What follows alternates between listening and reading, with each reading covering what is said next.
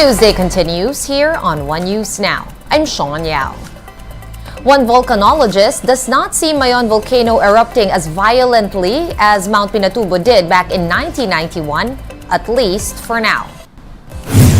According to Paul Alanis, the resident volcanologist of FIVOLCS in Bicol, none of Mayon's explosions have ever been extreme.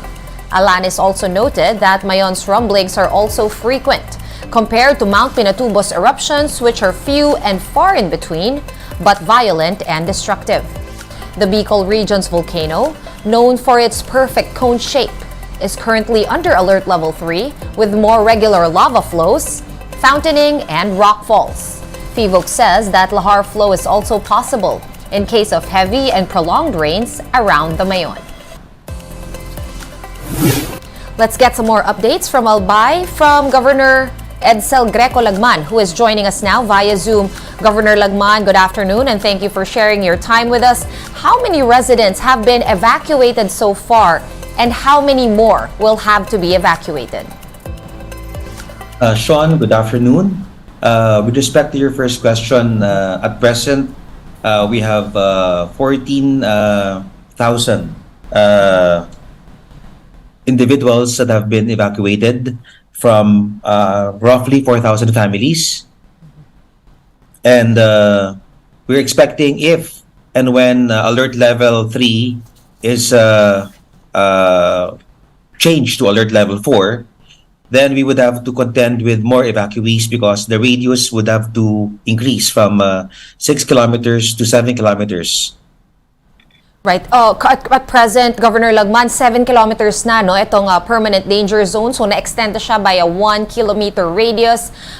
If it does extend to 8, kasi sabi minsan ng FIVOLCS, pag alert level 4 daw, 8 kilometer na yung radius. Exactly how many more people are we talking about pag na-extend ito ng 1 kilometro o 2 kilometro?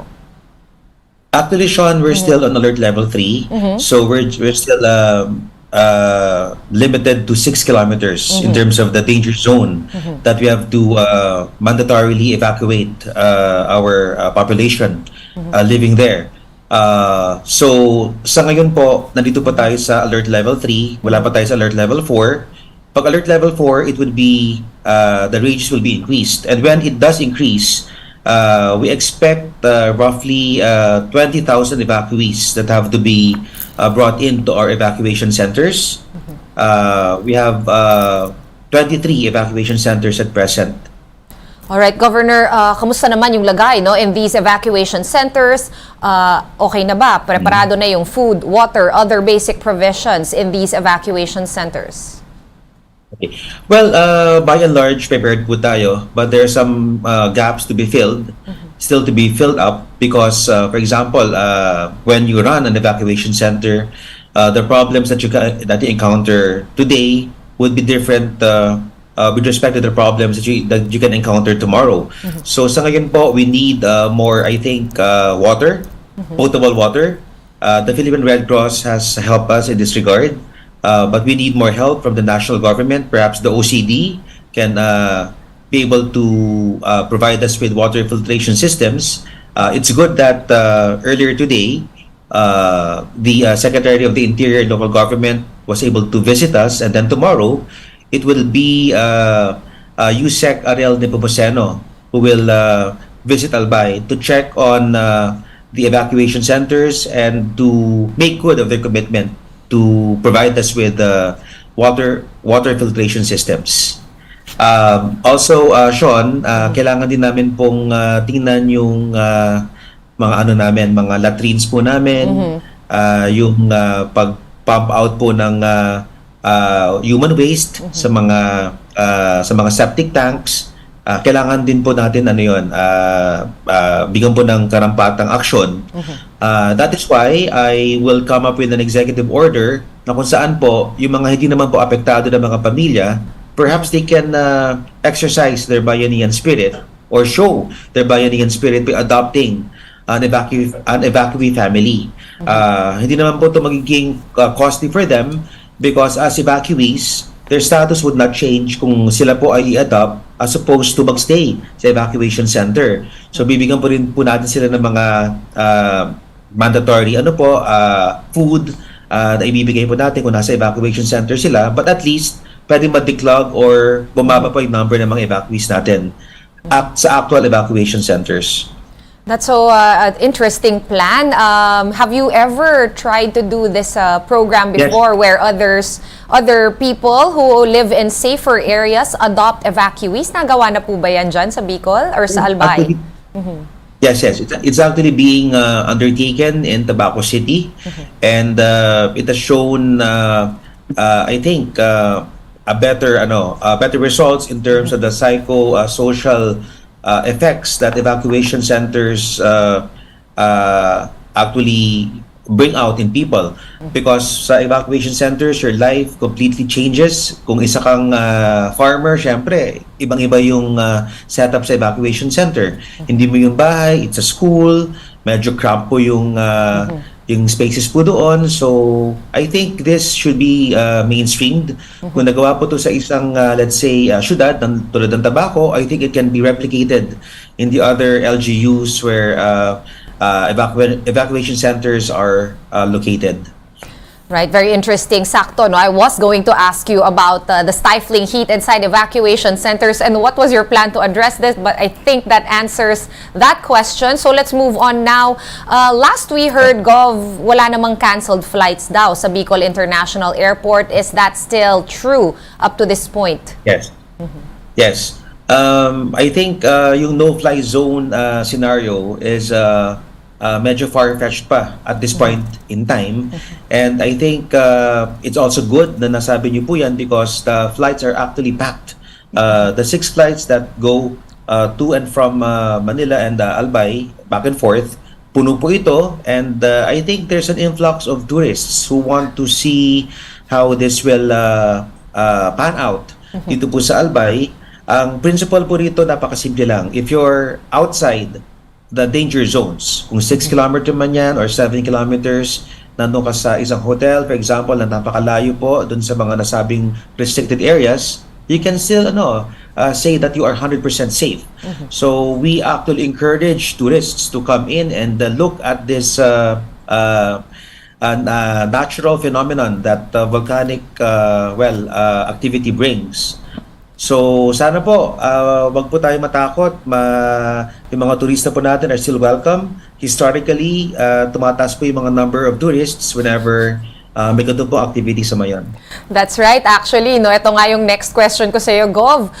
Yung LGU daw, magse-set up or nagbabalak nga mag-set up ng mga viewing sites or viewing decks for tourists who actually want to witness this majestic phenomenon. Saan-saan po itong mga sites itatayo, and sabi nyo na nga na safe. So can you tell us a bit more about the plan to put up viewing sites?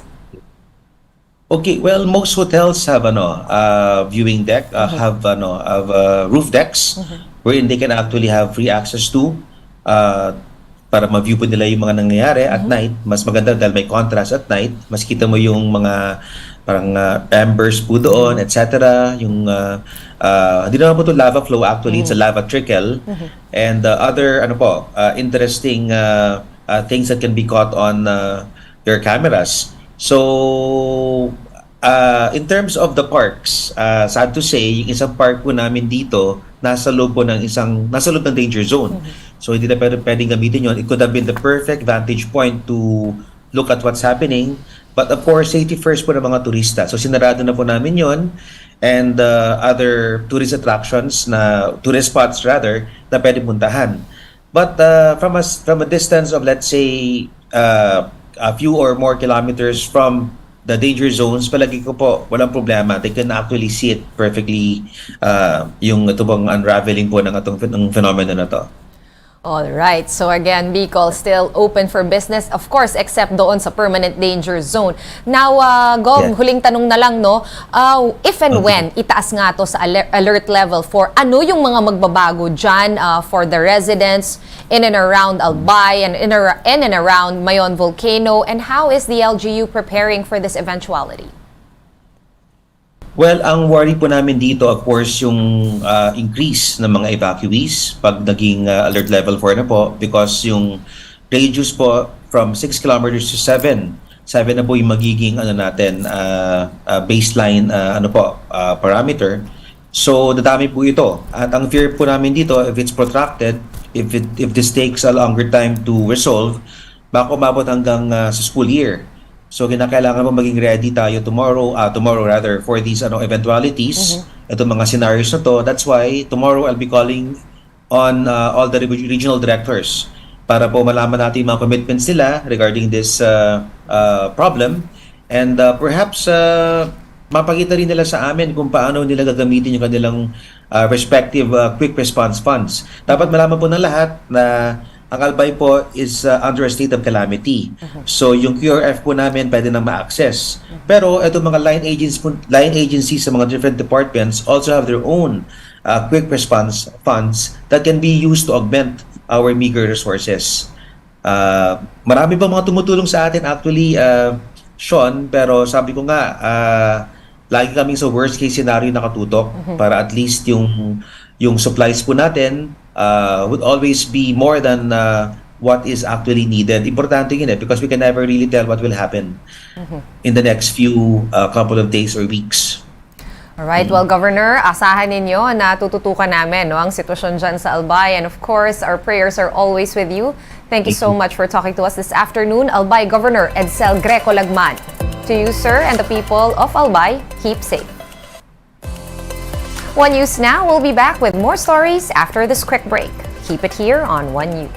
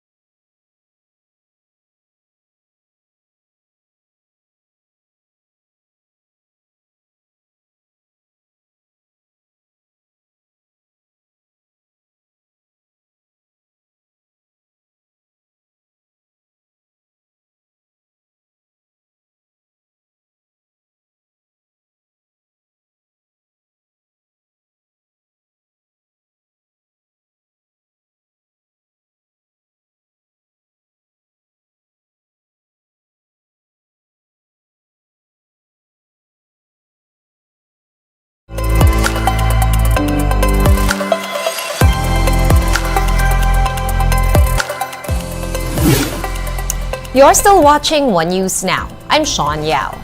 The Toll Regulatory Board, or TRB, has approved toll rate hikes for the North Luzon Expressway effective Thursday, June 15.